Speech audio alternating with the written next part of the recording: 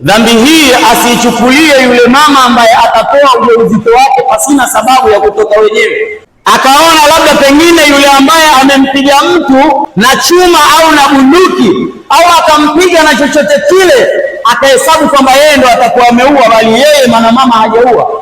Kuua katika Uislamu kunahesabika kuua tu. Wapo watu wanaweza wakaenda katika visima vya maji kwa sababu tu wale wanaotumia maji hapendi watumie, akaweka sumu katika yale maji. Ikitokea wale ambao Allah amekadiria kwa ile sumu ambayo umeiweka na wakafa, basi uelewe dhambi hii unaibeba wewe mbele ya Allah subhanahu wa ta'ala. Lakini pia ikitokea labda wewe ulipewa malipo yoyote, ukapata amri yoyote kutoka kwa mtu yoyote, kisha ukaweza kuiondoa nafsi moja ikafa ikawa haipo katika ulimwengu, pengine ingetenda mazuri sana mpaka Mwenyezi Mungu akairidhia.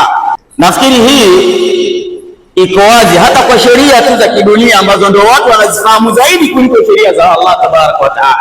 Huwezi wewe ukamuua mtu halafu ukaenda mahakamani ukasema mimi ndiyo niliyomuua, lakini katika kumuua nimetumwa na mtu fulani, ukiamini kwamba kile kitendo cha kumuua wewe utakuwa umetumwa na mtu fulani, eti wewe utasalimika katika mahakama kwamba wewe hauhusiki. Yuko wapi?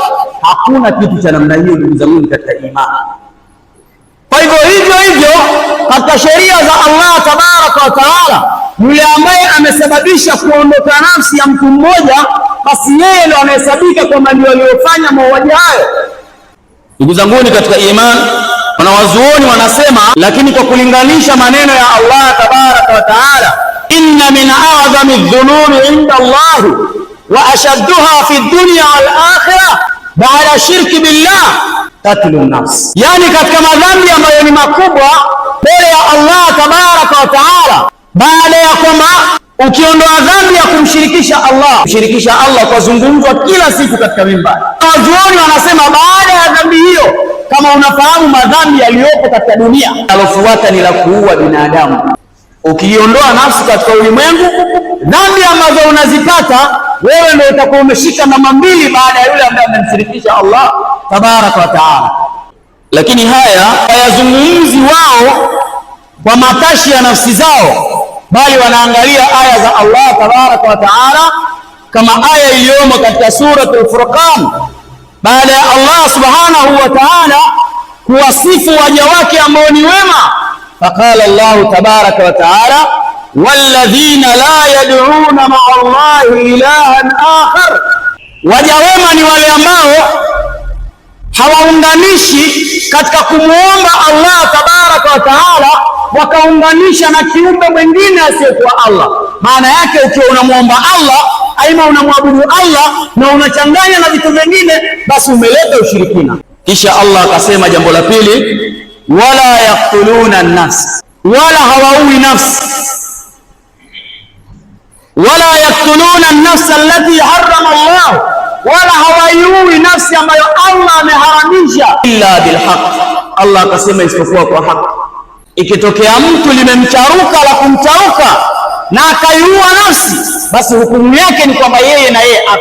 Na hii ingekuwa ndio salahu fi dunya wal akhirah, ingekuwa dunia inakwenda vizuri sana kwa namna hiyo, lakini hukumu ya Allah. Lakini nchi nazo zimeweka sheria zao. Sasa hapa wao ndio watamweleza Allah tabaraka wa taala kwamba walikanseli wakaweka za kwao kwa minajili gani. Hayo hatujibu sisi, ndugu zangu katika imani. Allah kisha akasema katika jambo la tatu, wala yaznun, kisha waja wema ni wale ambao hawajihusishi na masala ya zinaa. Kama ukiwa unaingia katika dhambi ya shirki, unaingia katika dhambi ya kuua, maanake kuna watu wananishana vidole, wewe ukatizi, anambia mtu kabisa wewe ukatizi, na kweli ukatizi, kwa sababu ana mipango yake anayojua kinyume na wewe kuonana nayo. Kwa hivyo jambo la tatu Allah akasema wala yaznun, wala hawazini. Mtu ambaye anakuwa anaingia katika masala ya uzinifu hahesadiki kwamba ni mja mwema mbele ya Allah tabaraka wa taala. Uelewe kabisa kwamba hapa sina kitu. Ayafal dhalik, yule ambaye atalifanya hilo katika aya iliyotajwa, ashirku billah wa qatlun nafs wa zina, Allah anasema yalqa athama, ahakikishe kwamba atazikuta dhambi mbele ya Allah tabaraka wa taala, asiwe na wasiwasi katika haya.